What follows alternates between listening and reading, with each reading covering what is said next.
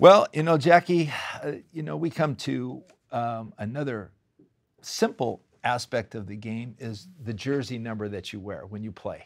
I wore 15, Jackie wore 78. But Juju Smith-Schuster, who was with the Kansas City Chiefs, was traded as a free agent. He went to play for the New England Patriots, Jackie. Right, And a guy by the name of Matthew Judon wears number 9, the same jersey number he wears. Now, Juju thinks that Matthew will sell him the jersey for $100,000. And Matthew Judon tweeted back. He said, "No, I'm not selling it for $100,000. I want a Lamborghini." He wants a Lamborghini. So it's a lot more. That's a lot more. Like twice as much. How much money do you have to give to wear a number? I mean, would you ever thought of that? No, I never would have thought of that, Vincent. During the times that you and I played, nobody was going to come. If they came to a new team, they took the number that they got and were happy to be there and wanted to fit in as well they could. Now these guys, they see their numbers as their trademark. It represents them. It represents all the success they've had. And if they can continue playing at a high level at a new team, they'd rather do it with the jersey that's followed them, that they've worn all of their entire career. And some of them college. Jackie, you played 20 years. You always wore 78. I always wore 78. Now, would there have been a price that you would sell that number for someone else? Hey, Jackie, I want to wear your jersey. You think you'll let me wear that jersey number?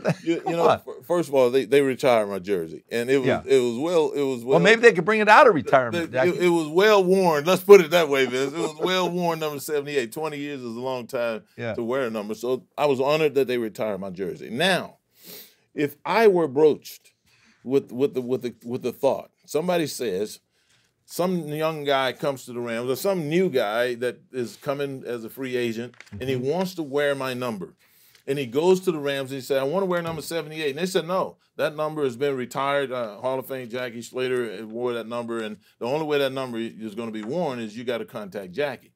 And if the guy called me on the phone and said, "Jackie, listen, I just got traded here. I wore number 78 since I was 3 years old, and I was wondering, what would it take for me to be able to bring your number out of retirement and wear it for my career at the Rams?" Then the first thing that would trigger my brain is he wants to wear it for his career at the Rams. He's already spent 4 years over here, so he's probably not going to play anymore in another 3 years, and he's offering me something to play. Now, my first question is going to be, if you guys bring my number out of retirement and let an active guy play it, wear it, when he is done and he leaves the team, will it go back into retirement? If it'll go back into retirement, then I'll take $100,000 on a Lamborghini in a moment. But if they're going to reissue it after that point to whoever comes, unless it's the highest bidder, then I would leave it retired. That's the $30 million question. It's the $30 million question. I wore number 15, but looking at the Rams, when I was traded to Buffalo, I tried to wear 15. Jack Kemps' number was retired, so I wore number 5. Yeah. Then I went to Green Bay. I wore number 5 because 15 was retired through Bart Starr. Yeah. But they didn't really want to see number 5 play because that was Paul Horning's number. So, but when I was with the Rams, I wore 15 the whole time. But then you look at, oh, wow, what's happened since? Tutu Atwell's the only one that I've actually seen wear 15. So I've been kind of proud. You're proud of that number. The punt return. You're proud, although they never retired number 15. But I'll tell you, Jackie, let's play a game now for our viewers at home. We're going to play start, sit, or start, sit, or send. Send away. Send away. Okay. So we're going to play. Here's the game. Okay, I'm going to give you 3 players that play the same position, and you're going to rate them as, oh, this is going to be my starter. This is going to be my sit guy or my backup, or we're going to send him. We're going to trade him. Okay, we're going to let him go away. We're going to cut him. So let's start with the running backs in the NFL. This is your start, send, or sit. Okay? So we got 3 running backs. We got Derrick Henry, 3 good ones now. Josh Jacobs. From the Raiders. And Saquon Barkley from the Giants. Wow. Who do you take of those 3? That's a good list. That's a tough list when you think about it. But for my own reasons, and haven't had a few minutes to already think about this before we did it, I'm gonna start Saquon Barkley. Okay. He's gonna be the guy I'm gonna put in the lineup because I like the way he came back from his injury last year and the way he played before he got hurt. And so I'm going to roll with that guy. Over Josh Jacobs? He led the NFL in rushing last year. Now, the next guy is going to be Josh Jacobs. Okay. that's going to be Josh Jacobs. He's a nifty guy, can make a lot of plays. You know, going to get the highest tendered offer this year. He's a top free agent back in the league. There's no doubt about it. But I'm going to take him and sit him because I want my guy coming off the bench to be just as good as my guy that I'm starting the game with. And the guy that I'm going to send away is going to be Derrick Henry. Now, you know, Vince, that's a hard decision for me because I like a big back.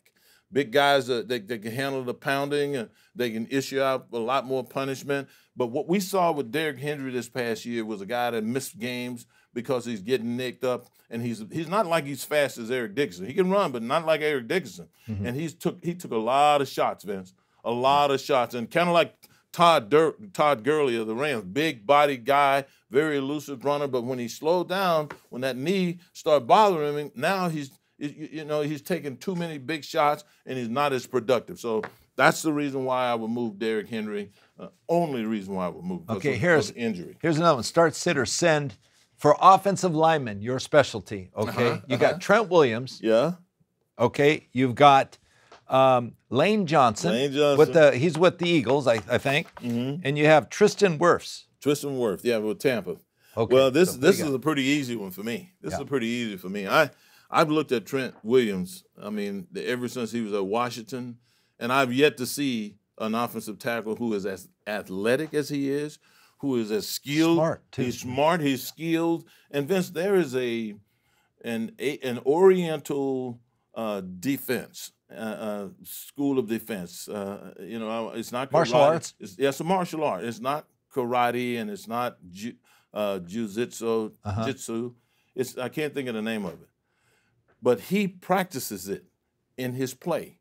And you will see him capture and use the momentum of defenders, whether they're linebackers, safeties, defensive tackles, defensive end, and use it against them all the time. You wonder, how did that guy end up on the ground? Yeah. And you look and you see that guy, he ducked and gave momentum to Trent Williams. He captured that momentum and used it against him. He fell on the ground in some awkward-looking ways. I'm thinking, how is this happening? Yeah. Well, I found out that that's what I can't think of his wing something that he practiced. It's a martial art that he has included in his technique and so forth. When an individual goes so far as to go beyond what a coach is teaching him technique-wise and X's and O's to delve into another realm of competition that gives him an opportunity to be successful, I got to go with that guy. So Trent Williams is the guy that I'm playing. Okay, he's your starter. Now, Lane Johnson, I had the chance to meet and work with myself. He is a tremendous athlete, a huge man, but not a fat man. He's a big guy that can move and can just smother a pass rusher. I don't care who it is.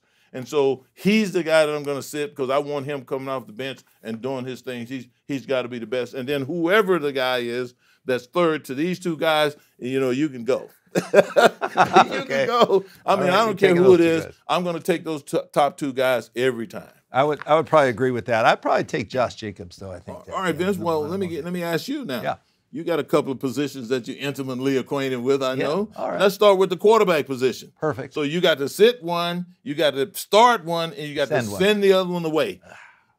Joe Burrow, Cincinnati Bengals. Okay. Josh Allen, Buffalo Bills, and Justin Herbert from the Chargers. You had to pick the three top guys, right? You know what I picked? I picked the guys that I know Good thing you didn't pick Mahomes. I picked the guys that I know you like the most next to Mahomes. Well, okay.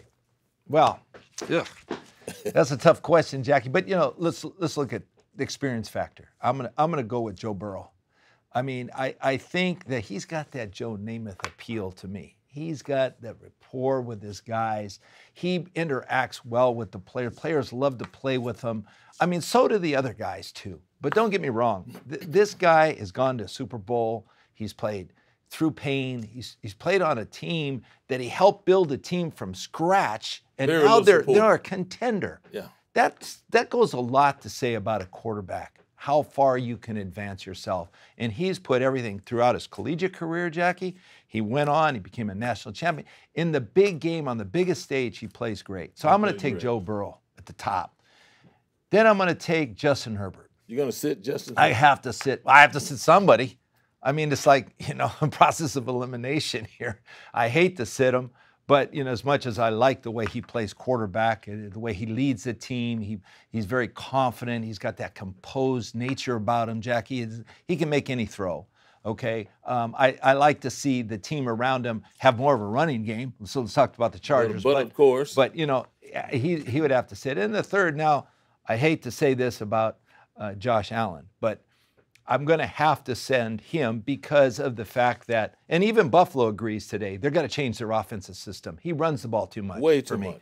And you know what? And he's a big target. You can't be the sole person to make all the plays. You got to spread the wealth with the team as quarterback. Great quarterbacks know how to incorporate everybody around them. Right. So he would be my third choice. Yeah. All right, now the other position is wide receiver. And this position, Vince, over the last 5 years has gotten more attention than any of the previous 35 or 40 years that I can remember. It's a wide receiver league. It's a wide receiver and wide receiver. We're seeing their salaries just go through the roof.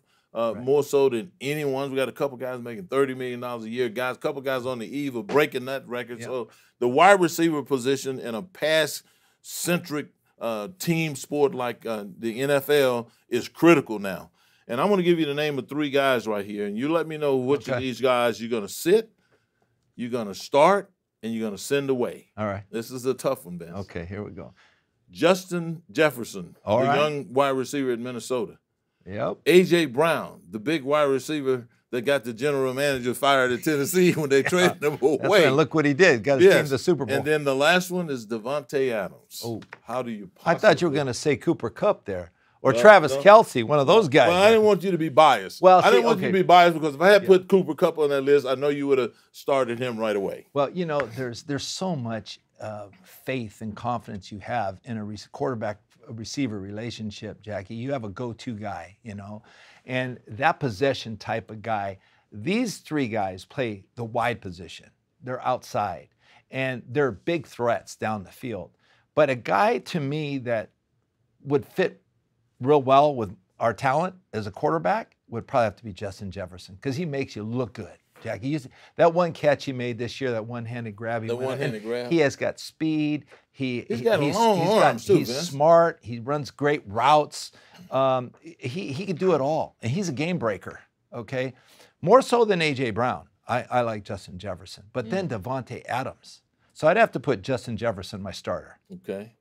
Devontae, you're going to have to take a back seat to Justin Jefferson. I'm sorry.